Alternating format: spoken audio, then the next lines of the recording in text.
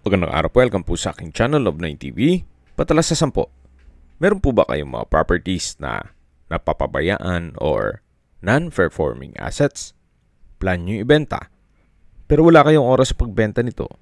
Kung ito'y pagkakatiwala nyo po sa amin, tawag lang po kayo sa aking numero. Usap po tayo. Gawan ko po ng video for free. Yes, libre po. Wala po kayong babayaran. Tutulungan pa namin kayong mabenta ang inyong property. Kami na po bala sa marketing, sa boosting, or paid ads. Even sa tripping, hindi na po kayo mapapagod sa pag-entertain ng mga buyers. Kami na po bala sa lahat. Tawag lang po kayo. Nandito po tayo ngayon sa Silang Cavite kung saan meron po tayong bagong video presentation. Isang residential private farm resort na may total lot area na 5,000 square meters. Kung hanap nyo po isang property na pwede nyo gawing rest house at the same time possible na maging income generating, ito na po yung hinahanap nyo. Marami pong mga structures dito gaya nitong entertainment area na meron pong billiard table. Then naka-bricks po ang flooring at palibot po nito ay meron pong ilang fruit-bearing trees gaya ng nyog at mangga. May rotonda at marami pong ornamental plants. Dito po sa loob ng resort ay may dalawang 5-bedroom na villa. May dormitory villa, multipurpose building, events place, swimming pool, then meron din pong playground. So, develop na po itong area. Ang kailangan na lang po ay inyong supervision. Gawa ng operational naman po ito. So, yan po yung tinutukoy ko na rotonda. Then, pagbaba po dyan, dyan yung swimming pool. At malawak pa po ang area sa dulo. So, nasa mataas na lugar po ito. Ang estimated elevation above sea level ay 1,430 feet. Yan po, tunghayin nyo po itong swimming pool at mamaya ikutan natin yan. Napakatahimik po ng lugar, sariwa ang hangin, at malamig po ang klima. Napakatapit lang po nito sa Tagaytay. Kaya maganda rin pong gawin ninyo itong bahay bakasyunan. Yan yung ibang mga structure ay para sa guest ninyo. Dito po ay may mga garden set. Then balik po ulit tayo dito sa may rotonda na punong-puno po ng ornamental plants. Tungkol naman po sa presyo nito, sa dulong parte ng video pag-usapan po natin, pati distance, location, at travel time. Dito po sa rotonda ay meron pong fountain. Sa ngayon, hindi po nila pinagana gawa ng wala naman pong guest. So, nasa gitna po ito ng rotonda. Mapapansin nyo po, well-maintained naman at pati mga damo ay natatabasan naman po. So, mula po dito matatanaw natin yung mga villas at mamaya po iikutan natin yan. So, sa mga nag-skip po ng video, ulitin ko lang po, ito pong property ay nasa Silang Cavite at may total lot area po ito na 5,000 square meters o kalahating hektarya. Meron din pong basketball court. Then sa dulo yung billiard table na may comfort room. Then dito naman po sa area to ay yung daan papunta sa mga villa. Dito sa side na to ay meron pong mga garden set at playground. May malaking puno ng mangga hanggang sa dulo po yan. Napaganda po, napakaliwalas. Mula po sa Barangay Road, ito po'y inner lot. Yung unang parte ng video, yun po ang right of way. Yan po yung garden set. Then, dito naman po yung unang structure na kung saan ito po yung tinutukoy ko na pwede nyong gawing bahay bakasyunan at yung ibang structure naman o villa ay pwede nyong gawing tuluyan ng mga guest dito sa resort. Or convert nyo rin po na staycation. Then ipasok nyo sa Airbnb. Dito po yung open kitchen na may breakfast table. Napakalawak po ng area. Meron po itong kitchen countertop, stainless sink. Then meron pong storage dito sa ilalim ng mga kitchen utensils. So kung marami pong guest, pwede po pong naglatag dito ng tables and chairs. Then yan po yung mga sliding glass windows. May pedestrian gate. At papasok po muna tayo dito sa unang structure. May aluminum screen door. Then ito po yung naka solid wood door. So ito po yung tinutukoy ko na pwede nyong gawing bahay bakasyunan nyo para nakabukod na yung pang personal na kagamitan nyo dito. At tungkol po pala sa mga furnishings, wala pong nabanggit kung kasama po yan. So ito po yung unang kwarto na may mga double deck at may sariling banyo. So ilang guest din po ang ma-accommodate dito. Then sa dulo po ay may countertop na may stainless sink with faucet. Meron na rin pong window type aircon. Then may sariling toilet and bath na kung saan maayos naman po ang toilet fixtures. May hand wash basin, water closet, at ito'y naka-tile bathroom wall. Meron din pong exhaust fan at hot shower set. So ito po yung toilet and bath dito sa unang kwarto. Ito pong mga double deck ay pwede naman tayo makipag-negotiate kay owner. Siyempre, anin pa naman nila yan. Para hindi na rin kayo gumastos kung sakaling pagpatuloy nyo itong private resort. So, balik po ulit tayo dito sa salas o living area. Then, dito po yung dining area at sa dulo yung formal kitchen na may kitchen countertop at stainless sink with faucet. Dito naman po yung pangalawang kwarto na may sariling toilet and bath. Then sa dulo ay may countertop. Meron na rin pong window type aircon. At ito po yung toilet and bath na maayos naman po ang toilet fixtures.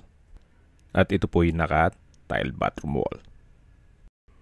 Ito naman po yung kabilang kwarto na naka-aluminum screen door at solid wood door. So, meron na rin po siyang living area. Then may sliding door na French door design.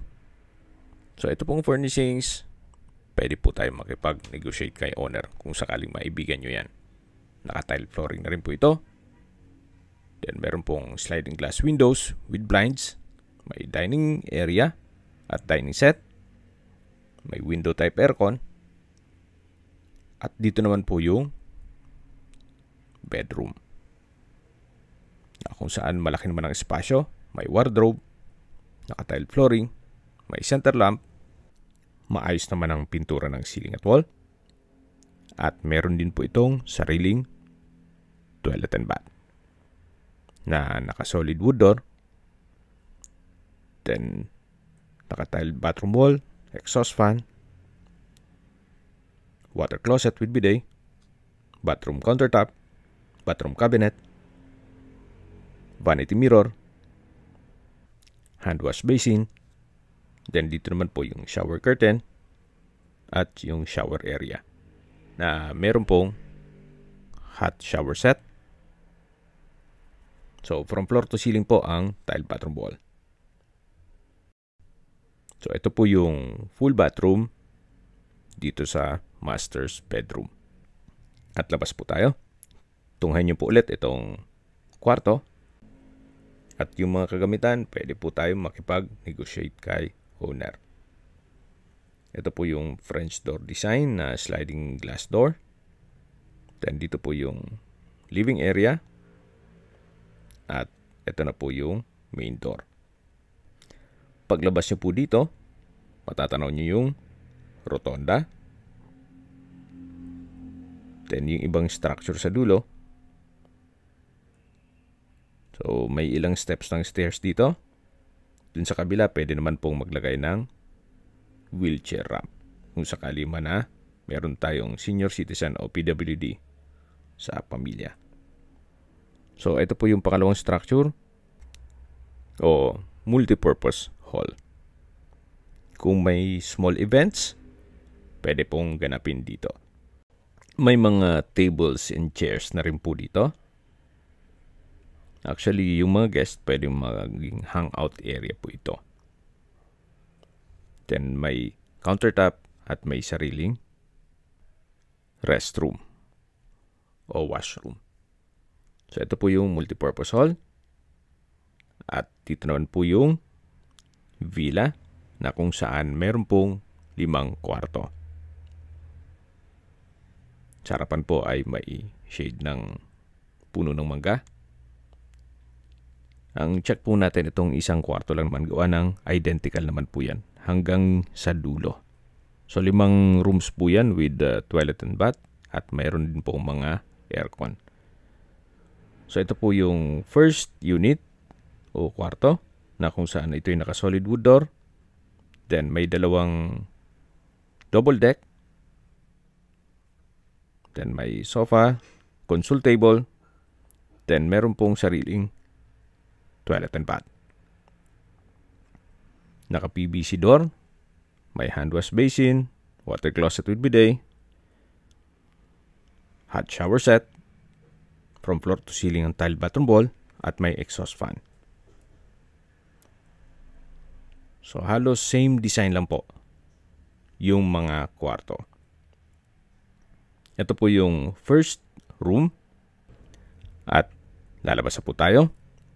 Ito po yung balkonahe o hallway na mayroon pong mga wooden hangout chair. So ito po yung second room.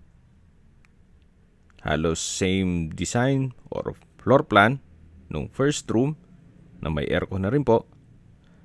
Then dito naman po yung third room. Then dito naman po yung fourth room.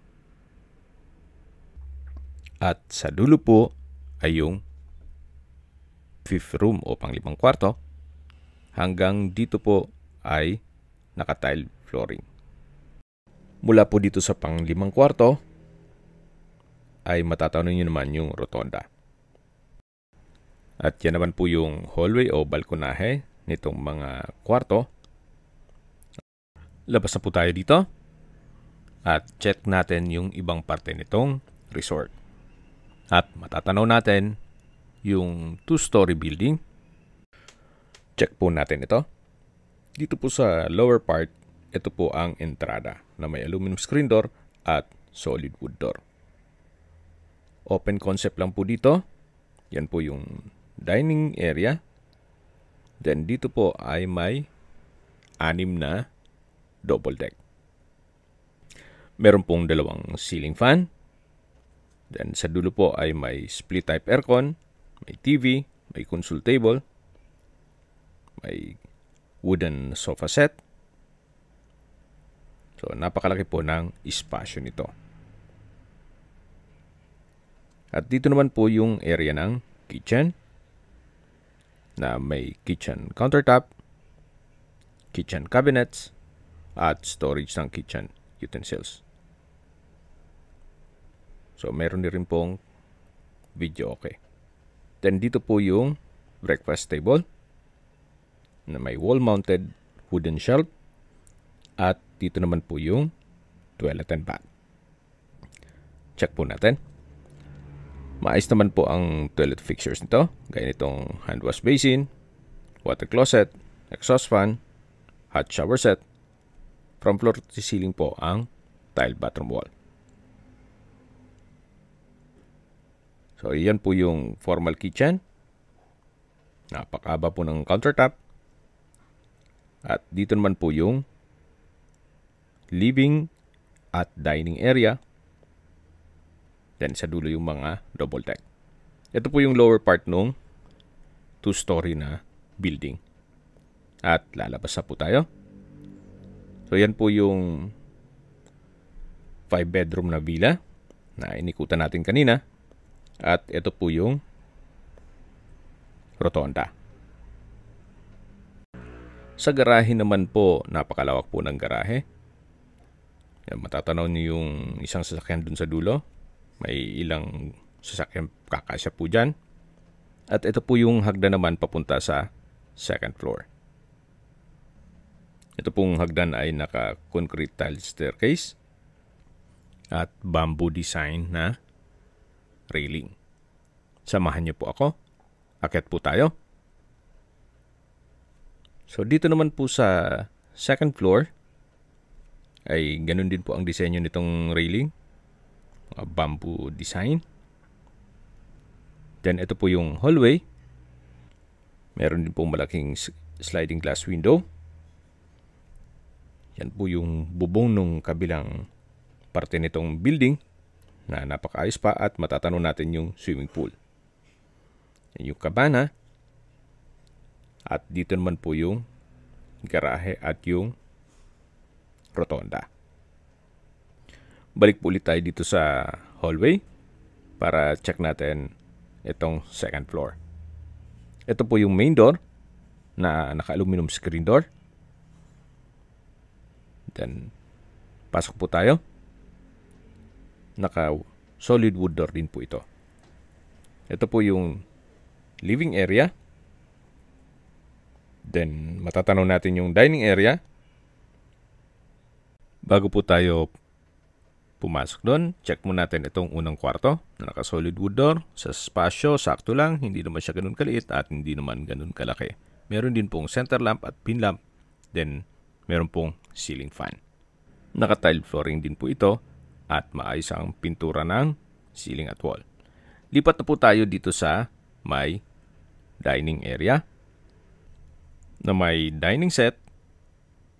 Then may customized glass window.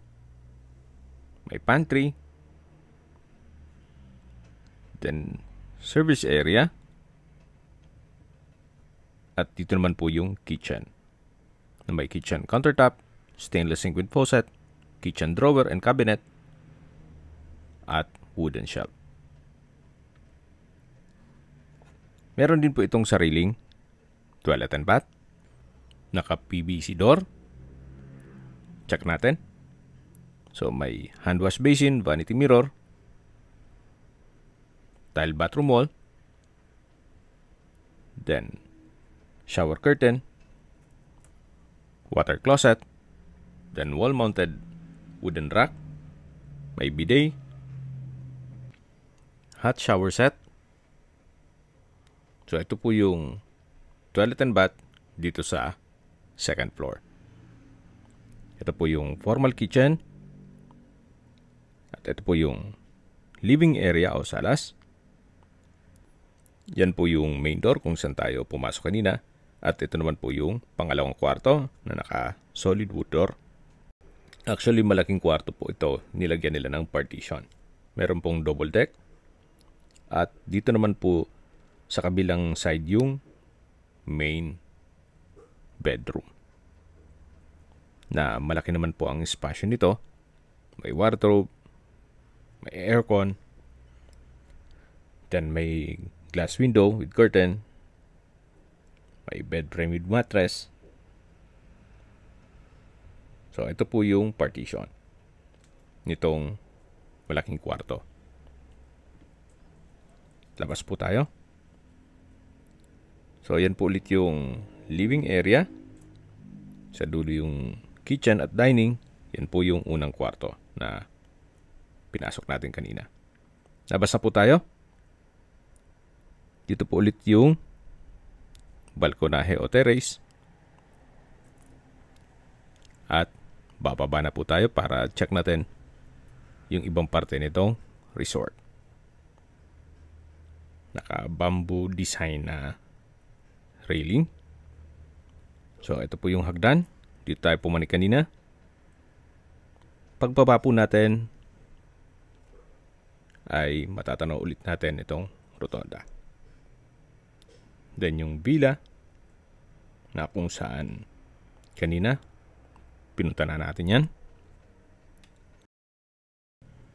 At lipat na po tayo dito sa kabilang side nitong building na malapit po sa swimming pool. Ito po yung cabana na may dalawang swing. At tabi lang po nito yung multipurpose hall.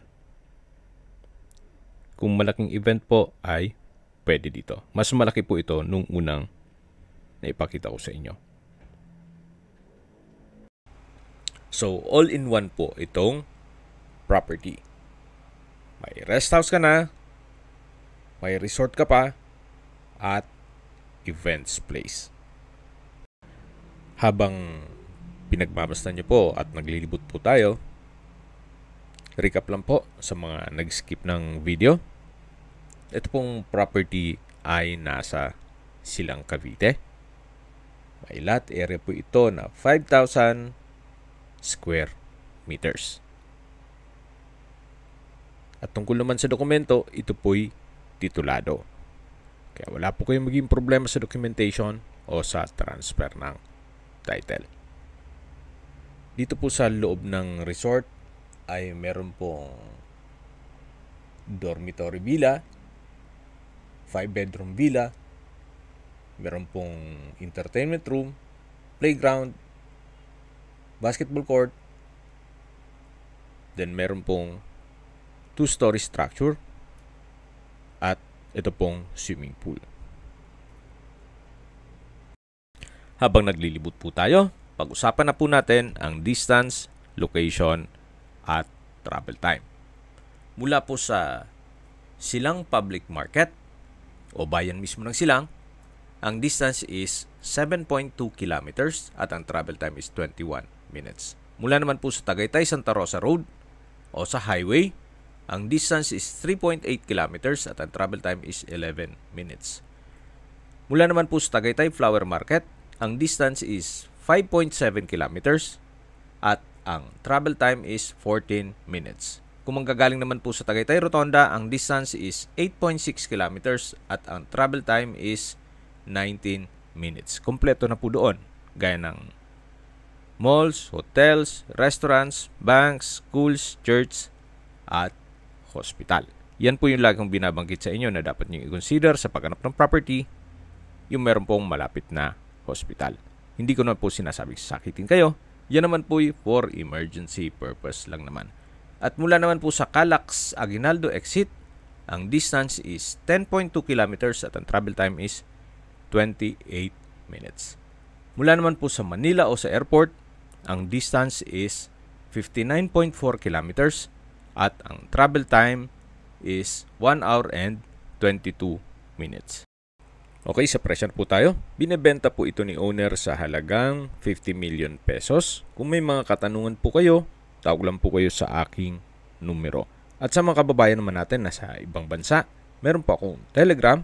Sa mga iPhone user naman, may iMessage. Meron din pong Imo, Skype, Viber at WhatsApp. Same number lang po,